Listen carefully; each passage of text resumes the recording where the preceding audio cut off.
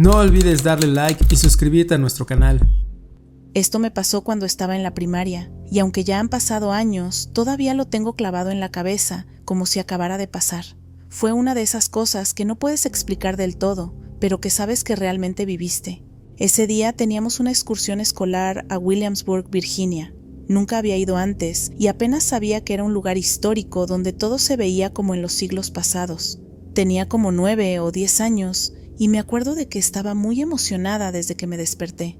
Me puse la camiseta del colegio, una chaqueta azul con el nombre de la escuela bordado y recogí mi mochila, donde llevaba unos sándwiches, jugo y mi cámara digital chiquita. Mi mamá me tomó una foto en la puerta de la casa, como hacía cada vez que teníamos algo especial en la escuela, y luego me llevó hasta donde salían los autobuses. Me subí, encontré a mi mejor amiga Lisa y nos acomodamos juntas en uno de los asientos del medio. Todo el mundo estaba ruidoso, comiendo papas, tomando jugo, cantando. El viaje era largo, como de 4 horas, y aunque al principio íbamos hablando y jugando, eventualmente me empezó a ganar el sueño. Me quedé dormida con la cabeza pegada a la ventana, sintiendo el zumbido constante del motor y el vaivén del camino. Y ahí fue donde pasó lo raro. Soñé que me despertaba en el autobús. Todo seguía igual. Lisa a mi lado, los niños hablando, el profesor contando una historia en voz alta. Después, el autobús se detuvo en un estacionamiento enorme. Tenía árboles altos alrededor, de esos con troncos gruesos y ramas que casi se tocaban entre sí en lo alto, como formando un túnel verde. Había un letrero de madera con letras blancas talladas que decía Colonial Williamsburg, entrada de grupos escolares, y a un lado, una caseta donde un señor vestido como del siglo XVIII saludaba a los visitantes con una sonrisa. Nos bajamos del autobús, formamos una fila y empezamos a caminar por un sendero de piedra. A los costados había faroles de hierro forjado, bancos de madera y pequeños jardines bien cuidados. Llegamos a una especie de calle principal empedrada, con casas antiguas de ladrillo rojo y madera pintada de blanco, y por todas partes se veían personas disfrazadas de colonos, soldados británicos, mujeres con cofias y delantales, carruajes tirados por caballos y tiendas con carteles escritos a mano. El aire olía a pan recién horneado y a leña quemada, como si todo estuviera detenido en el tiempo. Me acuerdo de que miraba todo con esa mezcla de asombro y confusión, pero algo en mí sabía que no era real. Todo se sentía un poco plano, como si lo estuviera viendo desde detrás de un vidrio. Entonces, justo cuando íbamos a entrar a una casa antigua, con una campana colgando de la puerta, me desperté. Pero no desperté en una cama ni en mi casa. Estaba otra vez en el autobús, en el mismo lugar, en la misma posición, con Lisa dormida a mi lado y todo igual que antes, como si el sueño hubiera sido solo un adelanto. Me quedé callada, mirando por la ventana sin entender qué acababa de pasar. Más o menos 1 hora después, el autobús finalmente se detuvo, y cuando miré por la ventana, se me heló la sangre. Era el mismo estacionamiento del sueño, los mismos árboles altos, el mismo letrero de madera, la misma caseta. Hasta el señor vestido de colono estaba parado ahí. Era exactamente igual a como lo había visto en mi sueño, aunque yo nunca había estado ahí antes en mi vida. Nos bajamos y caminamos por el mismo sendero. Pasamos por los mismos jardines, los faroles y llegamos a la misma calle empedrada con las casas coloniales. Todo igual, la gente disfrazada, los carruajes, las tiendas con sus carteles antiguos, incluso el olor. Ya no sabía si estaba despierta o seguía soñando. Durante toda la visita no pude quitarme esa sensación de haberlo vivido ya. Cada rincón me daba déjà vu. Cada paso era como una repetición de algo que ya sabía que iba a pasar. Lo peor era que, aunque trataba de actuar normal, por dentro me sentía rarísima, como si en algún momento me hubiera adelantado en el tiempo o como si hubiera soñado con un lugar que todavía no conocía, con una precisión imposible. Nunca le conté nada a mis amigos ni a los profesores ese día. ¿Cómo explicas algo así sin sonar loca? Pero desde entonces, cada vez que sueño algo que se siente demasiado real, me quedo pensando si otra vez voy a terminar viviéndolo después. Como si hubiera momentos en los que, sin darme cuenta, me deslizo un poco más adelante en el tiempo y lo veo todo antes de que pase. Y Williamsburg, bueno, hasta el día de hoy, no puedo pensar en ese lugar sin recordar esa extraña duplicación. Pareciera que el universo me hubiera dado un tráiler del viaje, sin pedírselo. Tenía como 12 o 13 años cuando me pasó esto con un amigo, y hasta el día de hoy seguimos sin encontrar una explicación lógica. Lo he contado muchas veces, lo he buscado en foros, he preguntado a gente que sabe de cosas raras, y nada. Nadie tiene una respuesta que suene remotamente razonable. Era verano y ese año mi familia decidió que hiciéramos un viaje de camping con varias otras familias amigas. El lugar era un campamento estatal bastante normal, con baños públicos, fogatas, senderos y un montón de árboles enormes alrededor. Yo iba con mis papás, mi hermana menor y mis primos, y mi mejor amigo en ese momento, Rodrigo, también estaba ahí con su familia. Nosotros éramos inseparables cada vez que había reuniones familiares o excursiones como esta. Habíamos pasado la mayor parte del día explorando el bosque detrás del campamento, construyendo pequeñas fortalezas con ramas y piedras, jugando a las escondidas, esas cosas que haces cuando aún no tienes celular ni responsabilidades. Era ya alrededor del atardecer, ese momento en que todo se tiñe de naranja y empieza a sentirse un poco más fresco. Estábamos jugando a las atrapadas justo en el borde del bosque, cuando todo se volvió raro. Rodrigo estaba corriendo y yo me escondía detrás de un árbol grueso cerca de la línea, donde los árboles se volvían más densos. Fue entonces cuando ambos escuchamos un ruido muy claro. No un animal, ni ramas normales crujiendo, no. Fue como si alguien o algo hubiera movido algo pesado, como un crack grave que hizo eco. Nos detuvimos en seco, nos miramos sin decir nada, como si los dos supiéramos que eso no era algo común. Giramos hacia donde había venido el sonido, y ahí estaba. Entre los árboles, a unos 10 o 12 metros de nosotros, había un círculo perfectamente negro flotando en el aire. No exagero, era negro total, como si alguien hubiera cortado un agujero en el mundo y del otro lado no hubiera absolutamente nada. No se veía movimiento, no se veía fondo, ni luces ni sombras, nada. Solo oscuridad pura, densa, imposible. No parecía humo, no parecía sombra, no era algo natural. Era como ver una versión casera de esos portales que salen en Rick and Morty, pero sin colores ni efectos. Solo un círculo negro, perfectamente definido, suspendido en medio del bosque.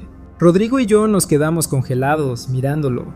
Ni siquiera hablábamos. Nos limitamos a mirarnos entre nosotros por un segundo, como si estuviéramos tratando de confirmar que el otro también lo estaba viendo, que no era una alucinación individual. Volvimos a mirar al círculo, y entonces se cerró, así, de golpe. Pareciera que alguien hubiera apretado un botón de apagar. El agujero se encogió sobre sí mismo en menos de 3 segundos y desapareció sin dejar rastro. Los árboles estaban igual, el aire igual, pero todo se sentía extraño. Como si durante esos segundos el bosque hubiera estado en pausa y algo se hubiera metido a nuestro mundo y luego se hubiera ido sin más. No dijimos ni una palabra, solo corrimos. Creo que nunca en mi vida he corrido tan rápido. Llegamos al área del campamento donde estaban los adultos y nos sentamos sin aliento, tratando de actuar como si no hubiera pasado nada. Pero se notaba que estábamos blancos como papel. Después de un rato le contamos a su hermano mayor. Se rió y dijo que probablemente vimos humo o una sombra o que tal vez fue el estrés de correr.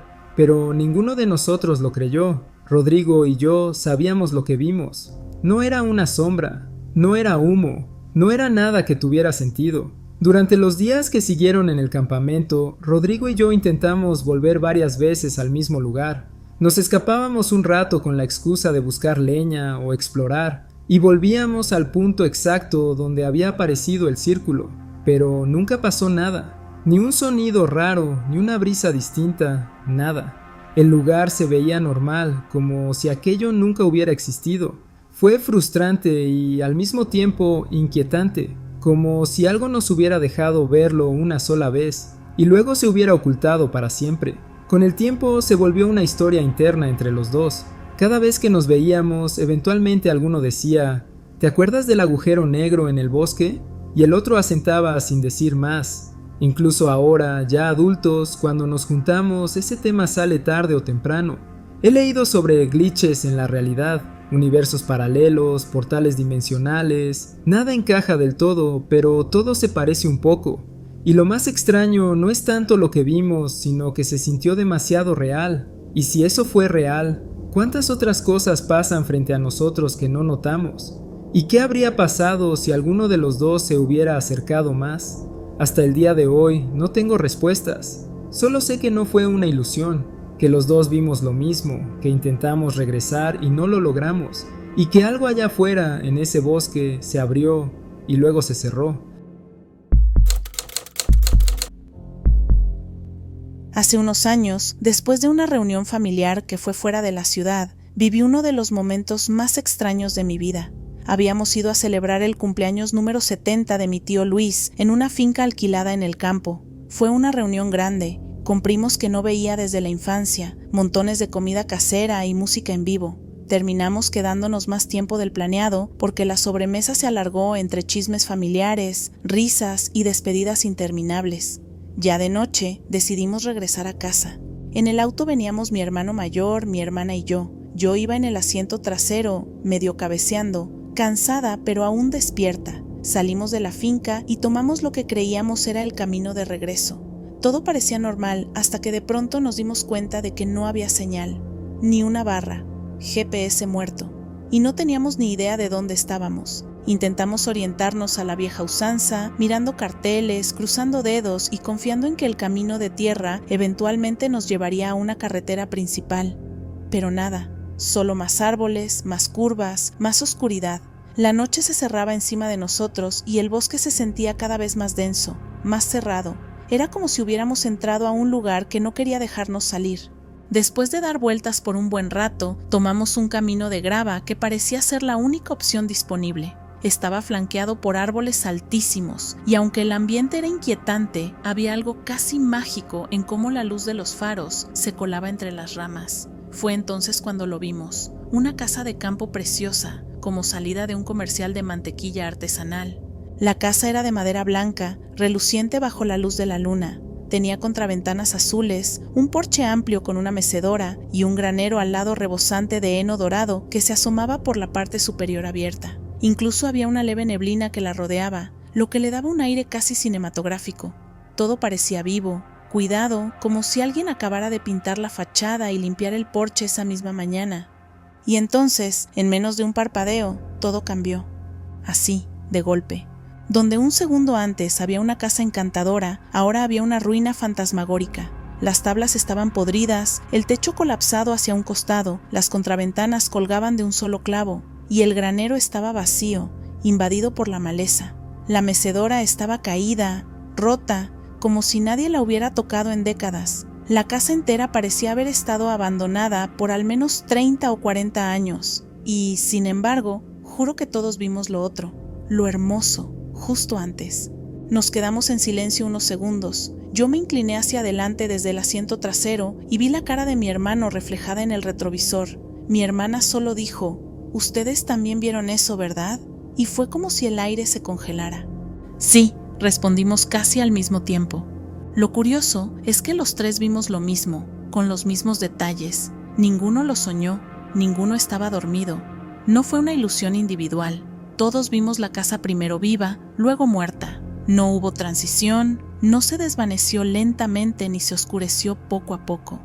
Simplemente cambió, como si alguien hubiera quitado una imagen y la hubiera reemplazado por otra en una pantalla gigante. Nos fuimos de ahí rápido. Mi hermano dio vuelta el volante con una rapidez que no le conocía y volvimos al camino principal por donde habíamos llegado. Después de unos minutos, por fin recuperamos señal en el celular y conseguimos volver a la autopista. Ya en casa, cada uno se fue a dormir, pero con esa incomodidad que deja algo que tu mente no logra explicar. Al día siguiente, intentamos buscar la zona en Google Maps, recordar las coordenadas, o al menos identificar la ruta que habíamos tomado, pero nada parecía coincidir del todo, como si el camino por el que pasamos ya no existiera, o nunca hubiera existido en primer lugar. A veces hablamos de eso entre los tres, no con frecuencia, pero de vez en cuando, como cuando algo nos lo recuerda. Siempre llegamos a la misma conclusión. No sabemos qué vimos ni por qué lo vimos todos igual. Y eso es lo que más nos intriga. No era un sueño, no era un truco de la luz, era real, compartido y absolutamente inexplicable. Lo único que sé es que, desde ese día, cada vez que veo una casa de campo perfecta en medio de la nada, dudo por un segundo si lo que estoy viendo es real, o solo una imagen fugaz de algo que alguna vez fue y que ya no está. Esto pasó cuando tenía unos 16 años, durante un campamento bíblico al que fui casi por obligación. Para ser honesto, no era especialmente religioso, pero mis padres sí lo eran, y esa semana lejos de casa les sonaba como una buena manera de centrarme y reconectar con lo espiritual. Así que ahí estaba yo, en medio de un bosque perdido, con 9 chicos que apenas conocía y 2 líderes del campamento que parecían más interesados en que hiciéramos devocionales que en pasárnosla bien. El campamento estaba ubicado literalmente en el fin del mundo, unas 2 horas de la ciudad más cercana, rodeado por bosques espesos, lagos tranquilos y una oscuridad total por las noches. La naturaleza era hermosa, eso no lo niego, pero también tenía algo inquietante, como si el lugar guardara secretos muy viejos. La cabaña donde dormíamos era sencilla, literas de madera, un par de ventanas pequeñas y una puerta que crujía cada vez que alguien la tocaba. Esa noche en particular empezó a llover a lo bestia. No era una llovizna ni una tormenta común, era un verdadero diluvio. El sonido del agua golpeando el techo era tan fuerte que costaba escucharse pensar. Todos nos fuimos a dormir temprano, agotados por el día lleno de caminatas y juegos, tratando de ignorar el estruendo de la lluvia. Hasta que cerca de las 3 de la madrugada me desperté de golpe. No fue por el ruido, fue otra cosa. Una sensación muy fuerte en el pecho, como si algo estuviera terriblemente mal. Un presentimiento tan intenso que me dejó helado. Nunca he vuelto a sentir algo así, ni antes ni después. Me senté en mi litera tratando de entender qué me pasaba y entonces lo escuché. El sonido de la campana del comedor. Cada cabaña tenía su propia rutina y esa campana solo se usaba para llamar a los campistas en las mañanas o durante emergencias. Pero a las 3 de la mañana, en medio de esa tormenta, sonaba apagada por la lluvia, pero inconfundible. Clang, clang, clang. Me puse rígido. No era el único despierto. Algunos de mis compañeros empezaron a murmurar, todavía medio dormidos, preguntando si alguien más lo oía. Pero todos estábamos demasiado aturdidos como para hacer algo. Estábamos atrapados entre el sueño y la vigilia. Fue entonces cuando ocurrió lo peor. La puerta de la cabaña empezó a abrirse, lentamente, sin que nadie la empujara. El viento no podría haberla movido, era pesada y siempre se trababa. Pero esta vez no chirrió, solo se fue abriendo de forma lenta y deliberada. Y en la oscuridad de la entrada apareció una figura. No sé cómo describirla sin sonar como un loco. Era alta, muy alta, tanto que su cabeza casi tocaba el marco superior de la puerta. Su silueta parecía humana, pero no del todo. Tenía una especie de cabeza alargada, casi como de pájaro, pero sin plumas. Solo una forma extraña, afilada, como un pico sin definición. Sus brazos colgaban a los costados, demasiado largos, y de ellos goteaba agua como si hubiera salido directamente del lago. No hablaba, no se movía, solo estaba ahí, mirándonos. En ese momento todos nos despertamos por completo. Nadie gritó, nadie corrió, nos congelamos. El tiempo se detuvo para nosotros. Lo único que se oía era el golpeteo de la lluvia y la respiración nerviosa de 12 adolescentes aterrados. La cosa, lo que fuera, giró lentamente su cabeza y miró directamente a uno de los líderes, el que dormía más cerca de la puerta. Recuerdo que él empezó a rezar en voz alta, era lo único que podía hacer. Fue entonces cuando cerré los ojos, apreté los párpados con fuerza y recé también, aunque no sé qué dije, solo quería que desapareciera. Cuando los volví a abrir, ya no estaba. La puerta estaba cerrada, como si nadie la hubiera tocado. El suelo estaba seco, después de toda esa lluvia y esa cosa escurriendo. Nadie durmió el resto de la noche. No se habló mucho, todos sabíamos que lo habíamos visto, todos. A la mañana siguiente fuimos directo a contarle al director del campamento. Esperábamos que se riera o nos dijera que era algún juego de otra cabaña, pero no. Nos miró con una seriedad que no esperaba y dijo, eso ya ha pasado antes, pero no hablen de esto con los demás, por favor. ¿Que ya había pasado antes? ¿Y nadie hablaba de ello? ¿Qué demonios era esa cosa? Hoy han pasado casi 5 años de eso. Todavía tengo contacto con varios de los chicos de esa cabaña. A veces lo mencionamos, nunca en público, siempre con cuidado, porque todos lo recordamos igual, todos lo vimos. Y nadie, ni uno solo de nosotros, ha logrado darle una explicación, y cada vez que lo recuerdo se me eriza la piel, no solo por lo que vimos, sino por cómo esa cosa nos miró, como si nos conociera, como si nos estuviera esperando.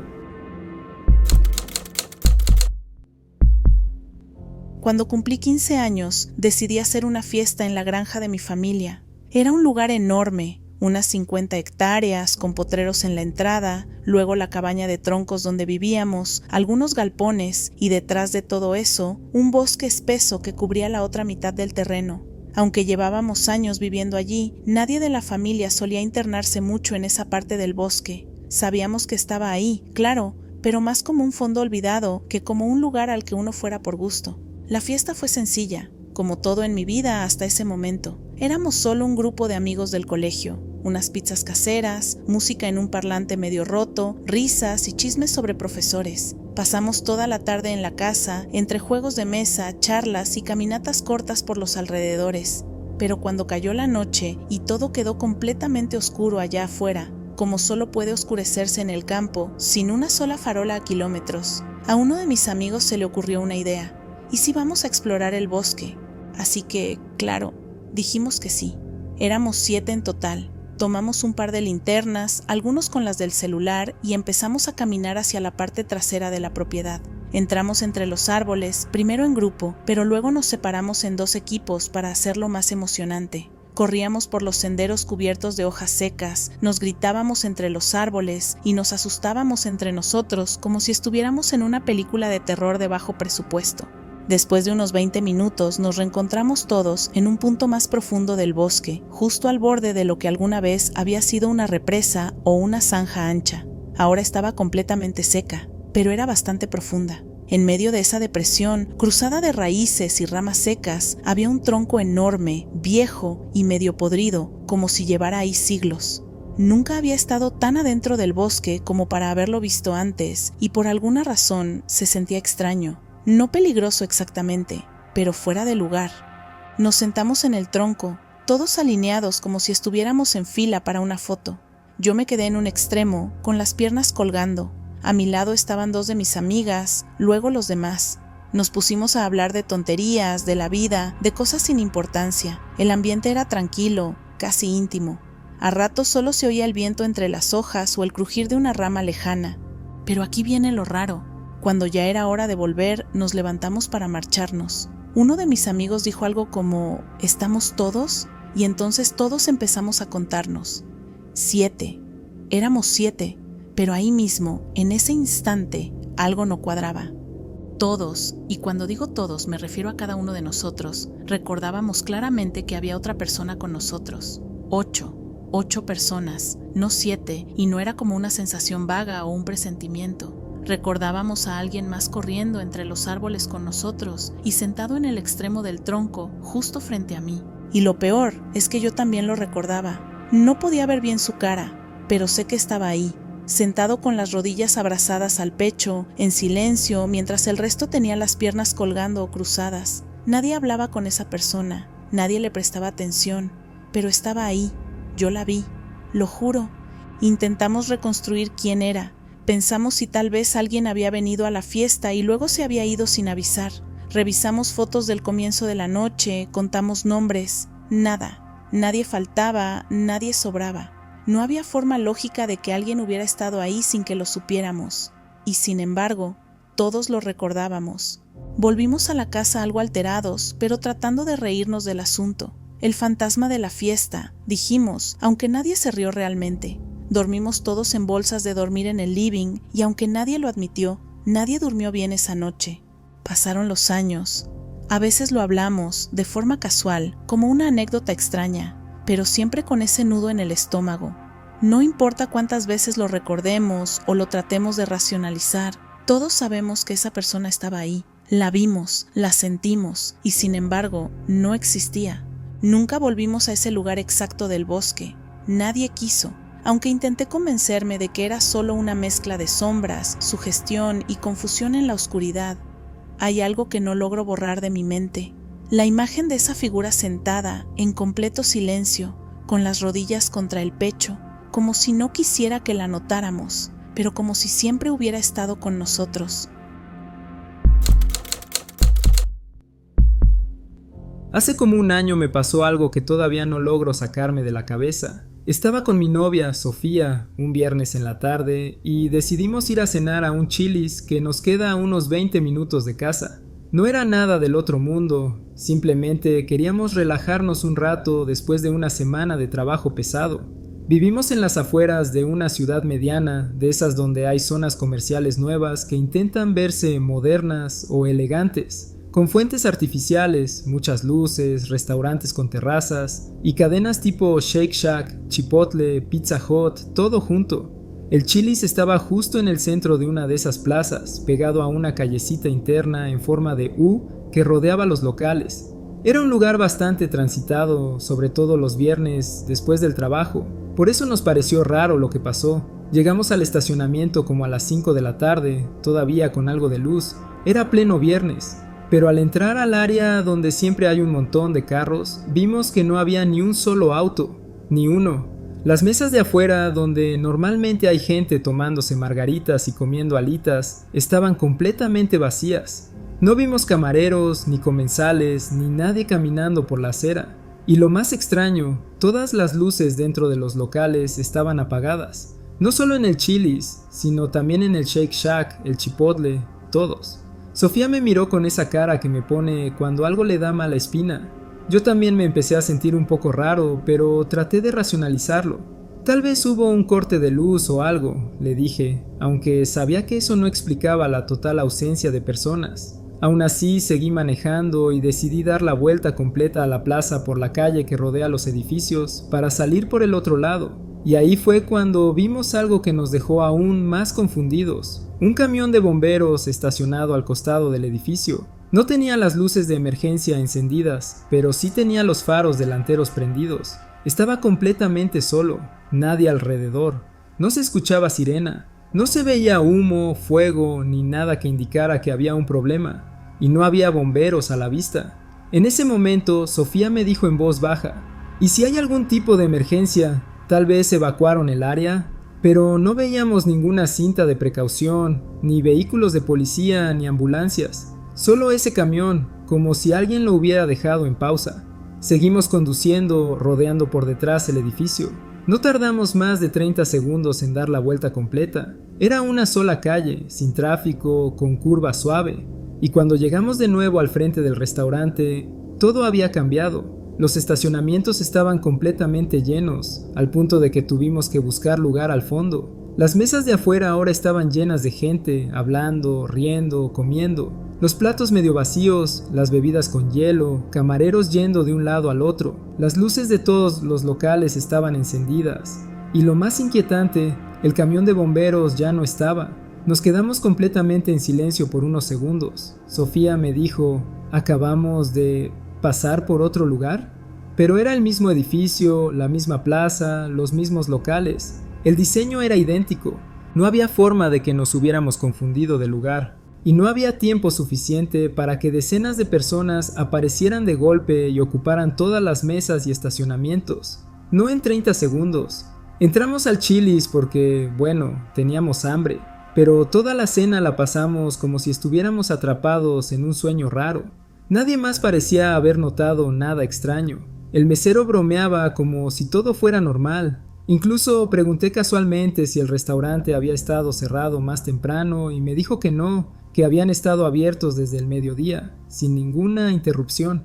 Después de comer, revisamos por pura curiosidad el área donde antes habíamos visto el camión de bomberos. Obviamente no había nada. Solo una pared lateral del edificio con algunos ventiladores industriales y un par de cubos de basura, nada más.